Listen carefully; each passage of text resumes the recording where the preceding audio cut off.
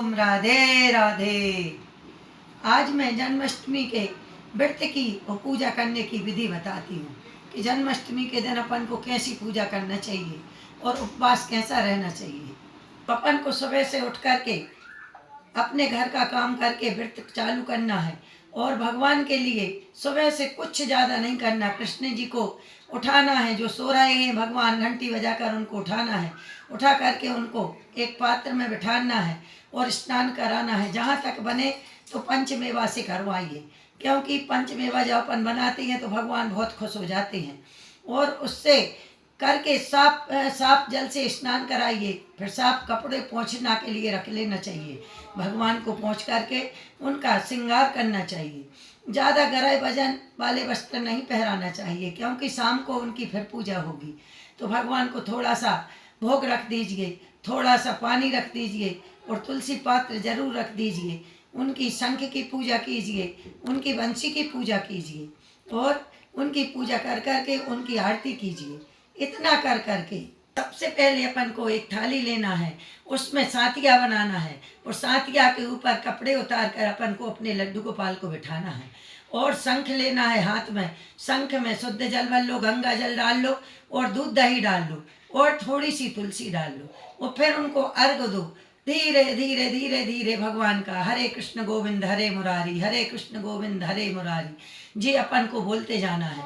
भगवान का जब स्नान हो जाए तो शुद्ध जल से नहवा करके उनको गोद में उठा लो और उनको साफ कपड़े से टावल से पोंछो और उनको फिर से तैयार करके सजाया है, उनका नया मंदिर या नया झूला मंगाया है, अपन को वहाँ उसमें बिठाना है भगवान को। जब भगवान उसमें बैठ गए तो अपन ने उनकी आरती की, पूजा की, खाना खिलाया, जल फेरा और हाथ जोड़कर विनती की कि हे भगवान, जो कुछ हमसे त्रुटि हुई हो पूजा में तो हमको माफ़ करना। और एक लाल कलर का कपड़ा लाना है, उनके लिए पर्दा डालना है, क्योंकि भगवान अपने 7 बजे सो जाएंगे, 12 बजे फिर उनका जन्म होगा तो फिर उठेंगे। अच्छे चुन्नी से, कुछ से भी चुन्नी से अपन ढांक सकती हैं। जब अपन ने उनके लिए चुन्नी से ढांक दिया है तो कुछ हो जाए, बंसी भी वहीं टिका दो, अपन गाना बजाना कीर्तन सब करते रहेंगे मगर भगवान को नहीं छुएंगे, क्योंकि भगवान अपने सो गए हैं। अब जैसे ही उनके बाजू में एक ककड़ी रख दो, उसमें डंठल लगा रहे ककड़ी, क्योंकि छोटा सा मिल जाए तो और अच्छा है जऊगा उसका। अब अपन ने रख दी। अब जैसे ही 12 बजे तो अपन को मालूम हो जाएगा कि भगवान का जन्म हो गया।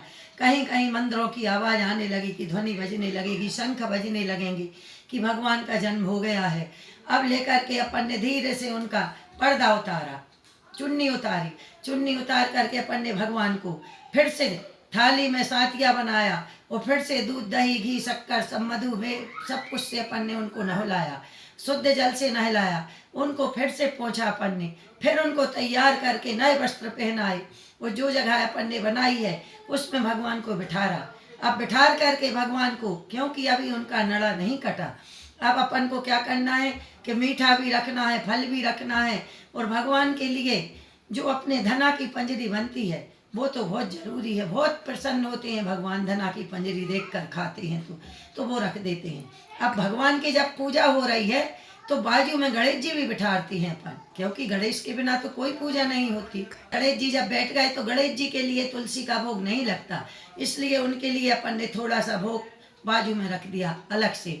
और इनके लिए, भगवान के लिए जो भोग लाए हैं अपन तो माखन मिश्री का लाए हैं। कहते हैं कि जन्माष्टमी के दिन सुबह माखन मिश्री का लगाओ, नहीं लगा पाए तो शाम को जरूरी है। जैसे पंजरी का भोग लगाते हैं अपन धना की पंजरी बना करके, तो जैसा उसका भोग ग्रहण करते हैं भगवान, ऐसा ही वे उनको चाहिए माखन मिश्री का भोग। ये अपन ने सब किया। और 12 बजे क्या किया कि अपन ने जो वो ली, 1 रुपया रख दिया उसके साथ में। अपन ने जो ककड़ी उठाई करेक्ट 12 बजे, और ककड़ी के लिए 1 रुपया से ऐसे छीला कि जो उसका डंठल तक आ गया।